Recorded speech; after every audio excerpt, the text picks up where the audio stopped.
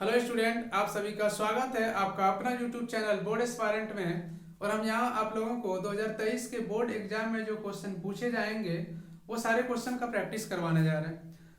हम आपको वही क्वेश्चन प्रैक्टिस करवाएंगे जो आपके बोर्ड एग्जाम में आएंगे। वो वही क्वेश्चन रहेगा जो आपको प्रैक्टिस करवाएंगे, वही क्वेश्चन डायरेक्ट आपके बोर्ड एग्जाम में पूछा जाएगा। तो मैथ का जो पहला चैप्टर है वो है वास्तविक संख्या, इसको हम लोग इंग्लिश में बोलते हैं रियल नंबर। लेकिन इसको जानने से पहले कुछ छोटी छोटी बातें हैं जो कि आपको जानना जरूरी है। तो आइए पहले उन बातों को जान लेते हैं। जानते हैं प्राकृतिक संख्या क्या होता है। प्राकृतिक संख्या को हम लोग इंग्लिश में बोलते हैं नेचुरल नंबर। नेचुरल नंबर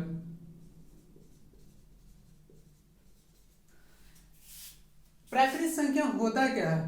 दुनिया का कोई भी नंबर हो जिसको हम गिनती में प्रयोग करते हैं, यानी गिनती में प्रयुक्त होने वाली संख्या को प्राकृतिक संख्या कहते हैं। 1 2 3 4 5 और ये अनंत होता है, इसका लिमिट नहीं है, मैक्सिमम तक ये जाता है। तो अगर भी आपसे पूछा जाए कि सबसे छोटी प्राकृतिक संख्या क्या होता है तो आपका आंसर होगा 1 होता है सबसे छोटी प्राकृतिक संख्या। पूर्ण संख्या क्या होता है? पूर्ण संख्या को हम लोग इंग्लिश में बोलते हैं होल नंबर।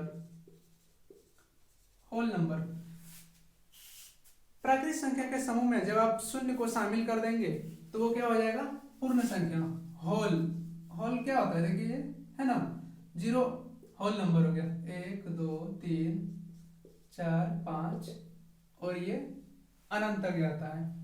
सबसे छोटी पूर्ण संख्या अगर पूछा जाए आपसे क्या होता है तो वो 0 होता है। और सबसे बड़ी पूर्ण संख्या क्या होता है तो कांट डिफाइंड, इसको हम लोग डिफाइन नहीं कर सकते हैं।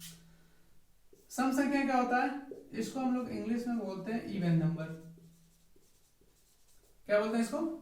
इवन नंबर बोलते हैं। वैसी संख्या जो 2 से पूरा पूरा विभाजित हो जाए उसको क्या बोलते हैं? सम संख्या। वे सारी संख्या है जो 2 से पूरा पूरा विभाजित हो जाए सम संख्या कहलाता है। ठीक है। सबसे छोटी सम संख्या अगर भी आपसे पूछा जाए तो क्या होता है? 2 होता है। विषम संख्या, विषम संख्या को बोलते हैं ऑड नंबर। इंग्लिश होता है इसका ऑड नंबर। विषम संख्या वैसी संख्या जो 2 से पूरा पूरा विभाजित ना हो विषम संख्या कहलाता है। 1 3 5 7 9 11 13 ये सारी क्या है? विषम संख्या। सबसे छोटी विषम संख्या अगर आपसे पूछा जाए क्या होता है तो सबसे छोटी विषम संख्या 1 होता है। सबसे छोटी सम संख्या पूछा जाएगा तो आपका आंसर होगा 2। और भाज्य संख्या क्या होता है? इसको बोलते हैं प्राइम नंबर। प्राइम नंबर ये होता है क्या है? एक से बड़ी वैसी संख्या जो 1 से और खुद से कटे, इसके अलावा किसी अन्य संख्या से नहीं कटे, यानी 1 से और खुद से कटे इसके अलावा और किसी संख्या से नहीं कटे, उसको हम लोग बोलते हैं अभाज्य संख्या। 1 से बड़ी क्या हो गया? 2 3 5 7 11 13 17 19 23 29 31 37 और सारी संख्या होती है। और सबसे अगर भी छोटा पूछा जाए आपसे सबसे छोटा अभाज्य संख्या क्या होता है तो वो आपका आंसर होगा 2। सम अभाज्य संख्या क्या होता है तो भी आपका आंसर होगा 2। अच्छा, अभाज्य संख्या को हम लोग ऋण संख्या भी कहते हैं, इस बात को याद रखिएगा। लेकिन ये डेफिनेशन जो है, डेफिनेशन आपको किसी का नहीं पूछा जाएगा। ठीक है। भाज्य संख्या इसको बोलते हैं कंपोजिट नंबर। इसको एक और नाम से जानते हैं, यौगिक संख्या के नाम से। किस नाम से? यौगिक संख्या के नाम से। ये क्या होता है? जो 1 से कटे, खुद से कटे, इसके अलावा किसी और अन्य संख्या से भी कटे तो ये क्या हो जाता है? भाज्य संख्या होता है। 1 से कटे, खुद से कटे, इसके अलावा और किसी अन्य संख्या से कटे, भाज्य संख्या बोलते हैं इसको। 4 6 8 10 12 14 16 15 ये इसका एग्जांपल हो गया। सबसे छोटी भाज्य संख्या आपसे पूछा जाएगा, सबसे छोटी भाज्य संख्या क्या होता है तो 2 होता है। और इस टाइप के क्वेश्चन आपके एग्जाम में कई बार पूछे जा चुके हैं। सहभाज्य संख्या क्या होता है? इसको बोलते हैं हम लोग को प्राइम नंबर। को प्राइम नंबर।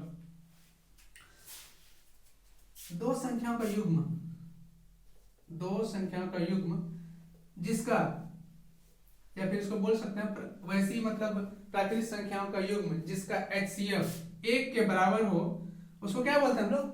सअभाज्य संख्या कहते हैं। वैसी संख्या, वैसी दो संख्या है जिसका कि महत्तम समावर्तक 1 के बराबर हो, उसको क्या बोलते हैं? सअभाज्य संख्या। इसका मौसा कितना होगा? 1 होगा। परिमेय संख्या, परिमेय संख्या को बोलते हैं रेशनल नंबर, रेशनल नंबर। इसका परिभाषा आपको नहीं पूछा जाएगा एग्जाम में, पूछा जाएगा परिमेय संख्या। परिमेय संख्या सिर्फ पहचानने के लिए पूछा जाएगा कौन सा परिमेय संख्या होता है, क्या होता है। ठीक है, तो परिमेय संख्या होता है क्या है जानते हैं? वैसी संख्या जिसको हम P बट्टा Q के रूप में लिख सकते हैं, परिमेय संख्या होता है। जहां Q नॉट इक्वल टू 0, यानी Q जो है वो 0 के बराबर नहीं होना चाहिए। तो इसका एग्जांपल लेते हैं, 2/3, 4/5, 6/9, कुछ भी जो P बटा Q के रूप में हम लिख सकते हैं।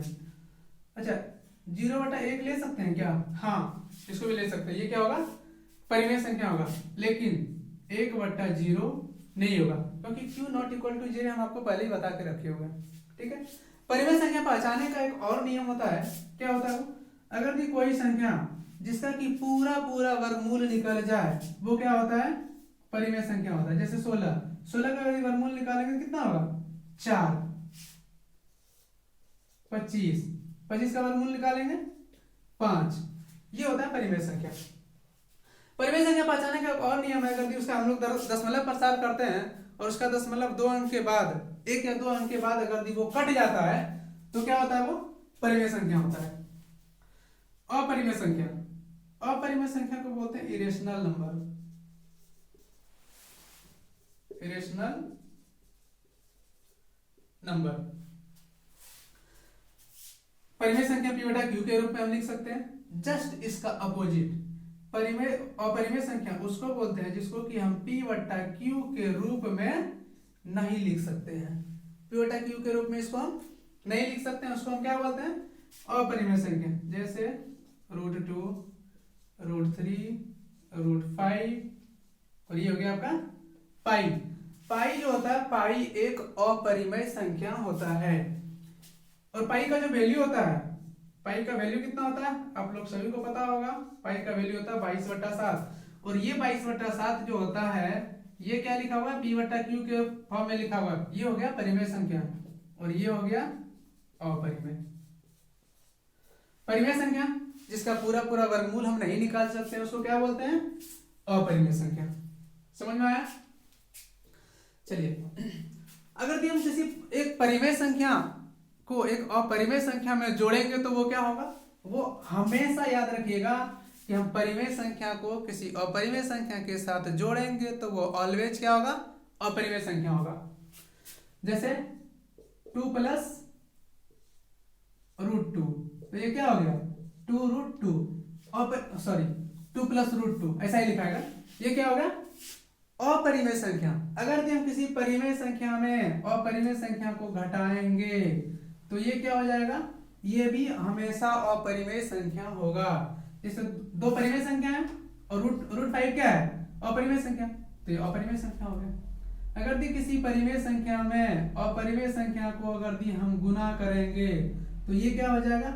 ये भी आपका हो जाएगा अपरिमेय संख्या। अच्छा, परिमेय संख्या से अपरिमेय संख्या में अगर दी हम भाग देंगे तो ये क्या हो जाएगा? ये भी अपरिमेय संख्या होगा। तो आप लोग याद रखेंगे कि परिमेय संख्या से अपरिमेय संख्या में जब हम जोड़ें, घटाएं, गुना करें, भाग करें, कुछ भी करें, वो क्या होगा? अपरिमेय ही होगा हमेशा। ठीक है,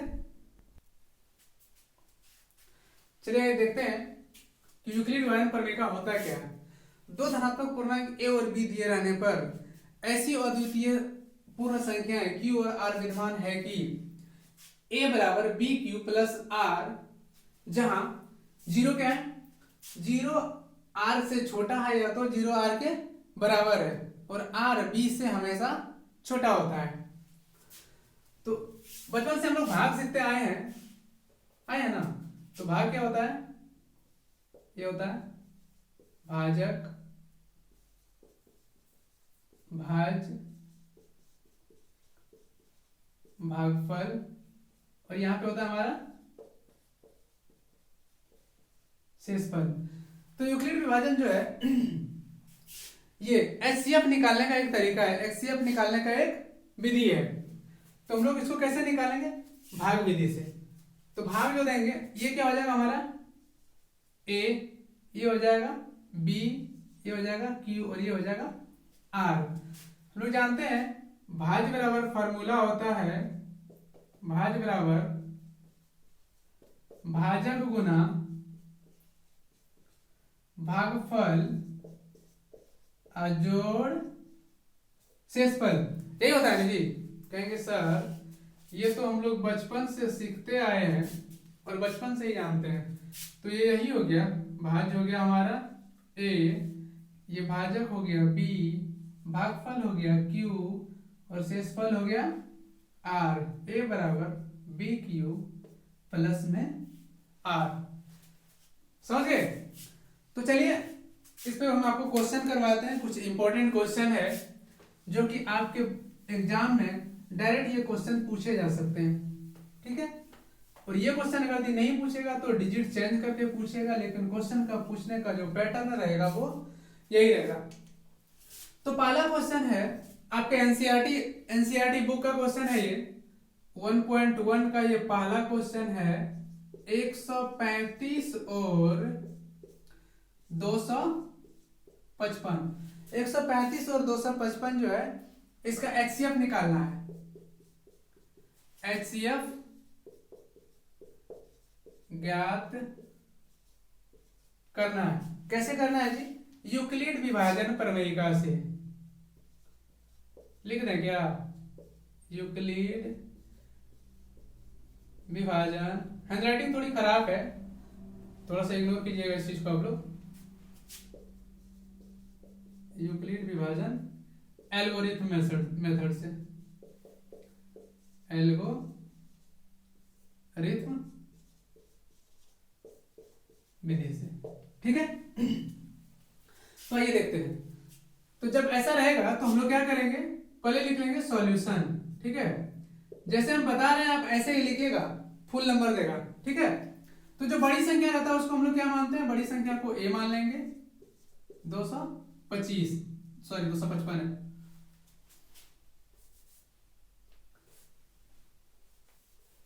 है ये। और जो छोटी संख्या रहता है उसको हम लोग क्या मानते हैं? बी, ठीक है? ये लिखने के बाद लिखेंगे हम लोग, चूंकि अब लिखेंगे यूक्लिड विभाजन। अब प्रमेयिका से लिखें या एल्गोरिथम दिया हुआ तो आप एल्गोरिथम लिखें, कोई दिक्कत नहीं है, प्रमेयिका भी लिख सकते हैं। चलिए हम एल्गोरिथम में लिखते हैं, एल्गोरिथम से। इसका फॉर्मूला क्या होता है? ए बराबर बी क्यू प्लस आर, जहां पे क्या है जी? 0 आर से छोटा या बराबर है और आर बी से हमेशा छोटा ही होता है। यानी शेषफल क्या होता है जी? भागफल से हमेशा छोटा होता है ना। ए कितना है? 225, 135। चलिए हम इसको यहाँ पे रफ कर लेते हैं, ठीक है? आप ऐसे ही बनाएंगे, आपको बनाने में आसानी होगी। रफ लिख लेंगे, 135 से हम भाग देंगे किस में? 225 में। 135 से कितना आ जाएगा जी? 135, एक बार 0, यहाँ पे 12 3 गया 9, 90 होता।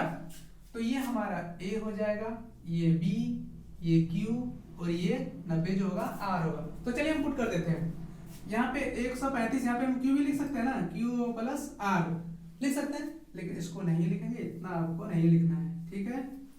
135 गुना क्यू का जो वैल्यू है वो 1 लिख दीजिए, और आर का जो वैल्यू है प्लस 90 को लिख दीजिए, और लिख दीजिए यहाँ पे आर नॉट इक्वल टू 0।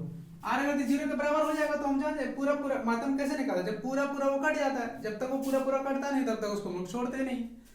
जब तक भाई तू टूटेगा नहीं तब तक तुझे छोड़ूंगा नहीं। 90 भागा 135, अब ये कर देंगे। अब 90 से भाग देंगे 135 में, 135 90 से कितना बार में जाएगा, एक बार में। ये होता गया 5, 13 9 गया 4, 45। अब क्या होगा, अब ये हमारा बदल जाएगा, बदलेगा ना। अब ये हो जाएगा 135 ए, ये 90 हो जाएगा बी, ये हो जाएगा क्यू और ये हो जाएगा 45 आर। चलिए लिखते हैं 135 बराबर क्यू क्या है, बी क्या है जी 90 गुना ए प्लस 45। फिर लिखेंगे आर नॉट इक्वल टू 0। पूरा पूरा नहीं कटा है। अब क्या करेंगे, इस 45 से 90 में भाग देंगे, दो बार जाएगा 45 गुना 90, ये पूरा पूरा कट गया यानी शेषफल 0 हो गया। ये हो जाएगा ए, ये हो जाएगा बी, ये क्यू और ये आर। ये लिखेंगे 90 बराबर कितना कितना जी, ए 90 हमारा 45, बी हमारा 45 गुना 2 प्लस 0 और आर बराबर क्या हो गया 0। लास्ट बार जो टर्म सबसे लास्ट बार जो संख्या काटेगा वही हमारा क्या हो जाएगा, एचसीएफ हो जाएगा। या फिर लास्ट वाले स्टेप में बराबर के बाद वाला जो नंबर होगा वही हमारा एचसीएफ हो जाएगा। अब यहाँ पे लिखेंगे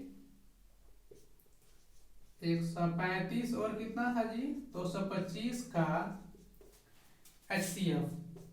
आप मौसा भी लिख सकते हैं, बराबर कितना 45। ये इस क्वेश्चन का आंसर हो गया। चलिए एक और क्वेश्चन है जिसको हम प्रैक्टिस करते हैं, इसको मिटा देते हैं, लेकिन आप लोग यहाँ पे कॉपी में लिख देंगे, कोई दिक्कत नहीं है, ठीक है। दूसरा क्वेश्चन है 867 और कितना है 255। ये भी आपका एनसीईआरटी का ही क्वेश्चन है, 1.1 का है, तीसरा नंबर क्वेश्चन है। तो इसमें क्या करेंगे, बड़ी संख्या को हम लोग ए मानते हैं, पहले लिख लेंगे सॉल्यूशन, ठीक है। बड़ी संख्या a बराबर 867, b बराबर 255। अब लिखेंगे चूंकि यूक्लिड विभाजन प्रमेय से, एल्गोरिथम लिखा प्रमेय से, कोई दिक्कत नहीं है, प्रमेय से, ठीक है। इसका फार्मूला क्या होता है, a बराबर बी क्यू प्लस आर, जहां क्या होता है जी 0 आर से छोटा या आर के बराबर और आर बी से हमेशा छोटा होता है। ये बात आप लोग जानते हैं, जानते हैं ना, जानते हैं तो कमेंट बॉक्स में आप लोग जरूर बताइएगा आंसर जानते हैं। 867 बराबर 255 गुना कितना होगा जी, 3 बार जाएगा ये। चलिए भाग करके देखते हैं, भाग आप लोगों को सामने ही करके दिखा देना है, ठीक है। 255 भागा 867, ये 3 बार में जाएगा तो ये 765 होगा। कहिएगा सर आप रट के बैठे हुए हैं क्या, ऐसा नहीं है जी। 2 0 1, ये सब प्रैक्टिस करते करते ना याद हो गया है। तो ये क्या हो जाएगा, ए, ये बी, ये क्यू और ये आर प्लस 102। आर क्या हुआ, आर 0 के बराबर नहीं हुआ ना। जब आर 0 के बराबर नहीं हुआ तो क्या करते हैं हम लोग एचसीएफ निकालने के लिए, जब तक ये कटता नहीं है तब तक छोड़ते नहीं है, उसको पूरा पूरा कटाने के बाद ही छोड़ते हैं। 102 से 1 बार में जाएगा जी, 2 बार में 204, कितना उतर गया यहाँ पे 51। ये हमारा ए हो जाएगा, ये बी, ये क्यू और इस बार ये हो जाएगा आर, ठीक है। लिखेंगे 255 बराबर 102 गुना 2 प्लस 51। फिर से लिखेंगे R not equal to 0, R 0 के बराबर नहीं है, पूरा पूरा अभी भी नहीं कटा है, तो फिर 51 से भाग देंगे किस में, 102 में, 51 दूने 102। अब पूरा पूरा कट गया जी, 0 हो गया। अब हमारा ये ए हो जाएगा, ये बी हो जाएगा, ये क्यू हो जाएगा और ये आर हो जाएगा। चलिए लिखते हैं नेक्स्ट स्टेप में, 102 बराबर 51 गुना 2 प्लस 0, आर बराबर 0। अब लिखेंगे 867 और 255 का, अब HCF लिखिए, मौसो लिखिए, कोई दिक्कत नहीं है। कितना इसका आंसर जी? 51। 51 से लास्ट बार में कटा है ना, तो इसका ये आंसर हो गया। एक क्वेश्चन आप लोगों को हम HW दे देते हैं, लेकिन बेहतरीन क्वेश्चन है। क्वेश्चन क्या है? 40 52 और 12 576। इसका आप लोगों को HCF निकाल के इसका आंसर क्या होगा कमेंट बॉक्स में आप लोगों को कमेंट करके दे देना है, ठीक है। और नहीं बनेगा तो आप कमेंट कीजिएगा, हम अगले वीडियो में इसको सोल्यूशन करके हम आपको दे देंगे।